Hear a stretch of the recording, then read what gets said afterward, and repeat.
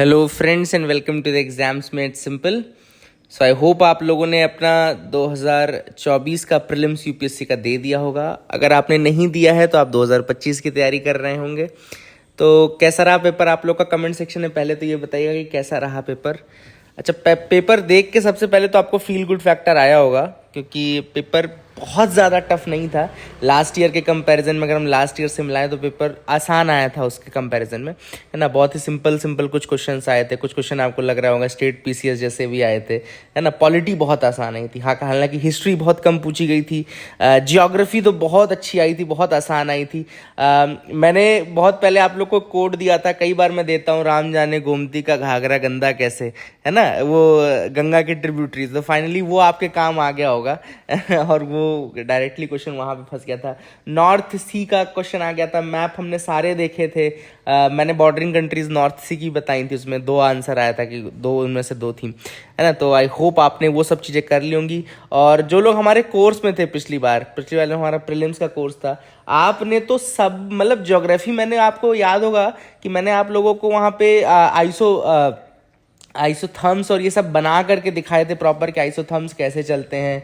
वाले वेपर वाले तो बहुत आसान क्वेश्चन थे, तो पढ़ाया ही था, लेकिन आइसोथर्म्स तक मैंने आपको ड्रॉ कराया था। देखो वो आपके काम आ गया। उस समय नहीं मैंने आपको व्हाइट डॉर्फ पढ़ाया था, जाइंट स्टार पढ़ाया था, रेड मतलब ब्लैक डॉर्फ पढ़ाया था, रेड शिफ्ट पढ़ाया था। तो उनमें से भी देखो क्वेश्चन इस बार फंस गया। तो बहुत ही प्यारा पेपर आया था अगर देखें तो। अच्छा देखो, अब इसमें डिपेंड करेगा कि आपने कितने करेक्ट किए। ऐसे पेपर में क्या होता है ना, ऐसे पेपर में एक दिक्कत ही होती है कि बहुत ज़्यादा लोग अटेम्प्ट कर जाते हैं। क्या होता है कि बहुत इजी दिखता है पेपर, तो नंबर ऑफ अटेम्प्ट्स इतने बढ़ा देते हैं कि 90-95 तक अटेम्प्ट कर देते हैं। वो थोड़ा सा आपका बैकड्रॉप हो सकता है बस इस पेपर में। अदरवाइज क्वेश्चन पेपर ऐसा था कि अगर आपने जितने बन रहे हैं ना, अगर उतने करेंगे तो आपका सिलेक्शन हो जाएगा। बट यहाँ पे क्या होता है कि जो लाइन होती है ना, जिसकी बनने और ना बनने के बीच की जो लाइन होती है, वो कई बार हम क्रॉस कर जाते हैं और उसमें नंबर ऑफ अटेम्प्ट्स बहुत ज्यादा बढ़ा देते हैं। जैसे ये देखो, thickness of troposphere at the equator. अब ये इजी क्वेश्चन है, ये क्वेश्चन करना है, ऐसे क्वेश्चन बिल्कुल करने हैं। बट अब मैं आपको दिखाऊंगा एक क्वेश्चन ऐसे आइसोथर्म्स वाला, तो आपको देखा ही होगा। ये भी देखो, ये कॉमन सेंस से कर सकते हो। लार्जेस्ट कोको प्रोड्यूसर वाला क्वेश्चन भी आप कॉमन सेंस से कर सकते हो। अब जैसे जो क्वेश्चन नहीं कर सकते कुछ, जैसे अब ये बता रहा हूँ, देखो ये देखो, धुआंधार मालवा नर्मदा है, हुंड्रू छोटा नागपुर सुवर्णरेखा है, गरसोप्पा वेस्टर्न घाट नेत्रवती है। सपोज करो आपको गरसोप्पा और हुंड्रू के बारे में नहीं पता, या धुआंधार के बारे में पता, या गरसोप्पा के बारे में पता है, धुआंधार और हुंड्रू के बारे में नहीं पता।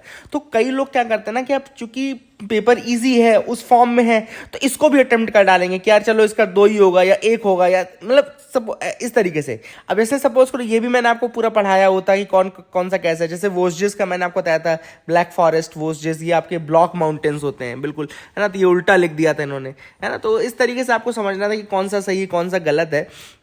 अगर आप ऐसे पेपर करते तो आप जरूर कर पाते। जैसे ये क्वेश्चन है कि इनमें से कौन से ग्रीन फील्ड प्रोजेक्ट है, ये क्वेश्चन मुझे तो नहीं बन रहा था, मुझे नहीं समझ में आ रहा था क्या है, तो मैं इसको छोड़ दिया, मैंने इसको छोड़ दिया। लेकिन कई लोग क्या करेंगे, अब उसी फॉर्म में है चूंकि, तो अटेम्प्ट कर जाएंगे, है ना। तो वो नहीं करना है बस अपने को।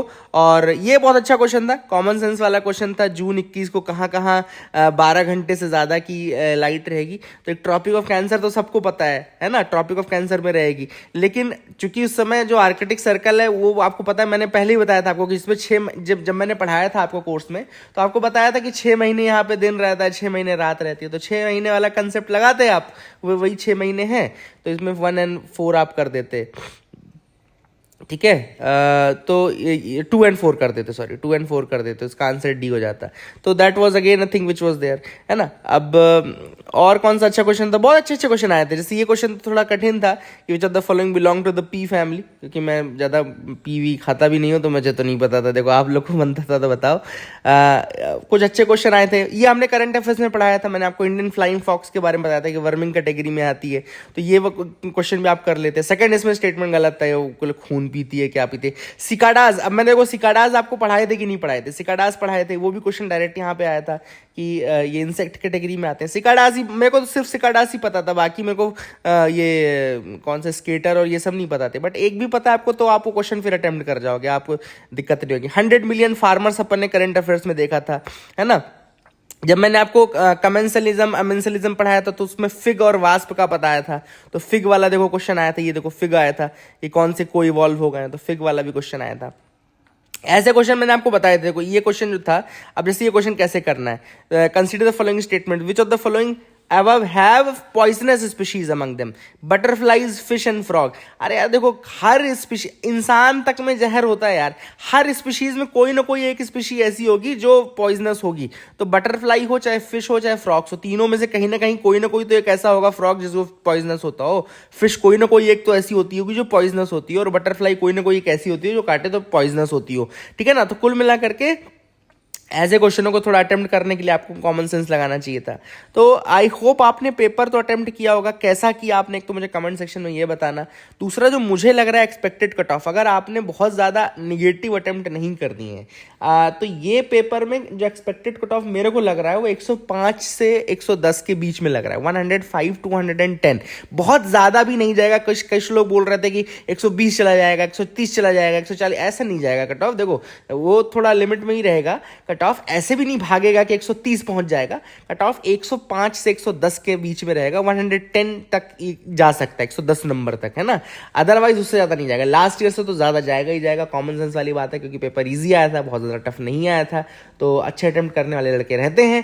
और वही है कि कट ऑफ 110 की रेंज में ही रहेगा, वो 105 से 110 की रेंज में रहेगा, प्लस माइनस 2-3 आप कर सकते हो, लेकिन इससे ज़्यादा ऊपर नहीं जाएगा। 120-30 कहने वाले जो हैं, जो आप लोग को डरा रहे होंगे कि 120 चला जाएगा, 130 चला जाएगा, वो कट ऑफ बिल्कुल नहीं जाएगा। ठीक है ना।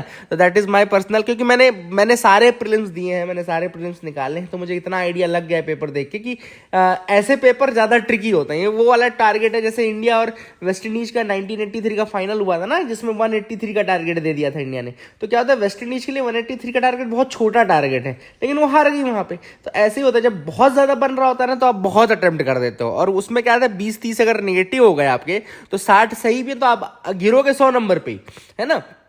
तो वहां दिक्कत हो जाती है कि आपने चलो 60 सही कर दिए, बट आपने 30 गलत कर दिए। तो 60 सही किए, 30 गलत किए, तो 120 नंबर पॉजिटिव के और 20 नंबर माइनस के, तो आप 100 नंबर पे गिर गए। तो कट ऑफ फिर ये नहीं निकाल पाते। फिर ऐसे लड़के निकाल पाते जो 65 सही करते हैं और 15 गलत करते हैं, समझे। तो जो कट ऑफ निकालेगा ना, वो कुछ इस तरीके से अटेम्प्ट करेगा कि 65 सही करेगा और 15 गलत कर देगा। तो 15 गलत किया तो मतलब 10 नंबर माइनस कर दिया, और 65 सही किया तो 130 नंबर का कर दिया, मतलब 120 नंबर पे गिर गया। तो कुल ये अच्छा बच्चा होगा जो। तो इस तरीके से कट ऑफ मेरे हिसाब से 110 नंबर से ऊपर तो देखो नहीं जाना चाहिए। अब आप लोगों ने जैसा किया हो, और अगर आप 2025 की तैयारी कर रहे हैं, तो मैंने आपको पहले बताया कि हमने अपना कोर्स स्टार्ट किया है 2025 के लिए। अगर आप उसको ज्वाइन करना चाहते हैं, कैन ज्वाइन इट। एंड जो पहला बैच था वो तो फिल हो चुका है। सेकंड बैच की क्लासेस जो है वो 1 जुलाई से स्टार्ट होंगी। तो 5-6 दिन के बाद हम क्लासेस भी स्टार्ट कर देंगे। तो अगर आप ज्वाइन करना चाहते हैं तो आप ज्वाइन कर लीजिए, and we will be there with you.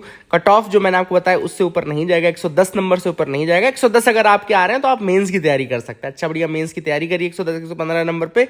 और दोनों पेपर आपने निकाला होगा, अगर सीसैट का भी पेपर और सीसैट का कोर्स भी हमने जो करा था, उसमें देखो जो किया होगा, हमने वीडियो भले थोड़ा लेट डाल, लेकिन आपने देखा उससे बाहर का कोई क्वेश्चन नहीं आता। नंबर सिस्टम बस आपने अगर देख लिया होता ना, 3 लेक्चर जो नंबर सिस्टम के डाले थे हमने सीसैट कोर्स में, तो उस नंबर सिस्टम के क्वेश्चन से 7 क्वेश्चन आए थे इस बार, यूनिट डिजिट वाले 7 क्वेश्चन यूनिट डिजिट वाले, और इधर सब उधर वाले थे, है ना।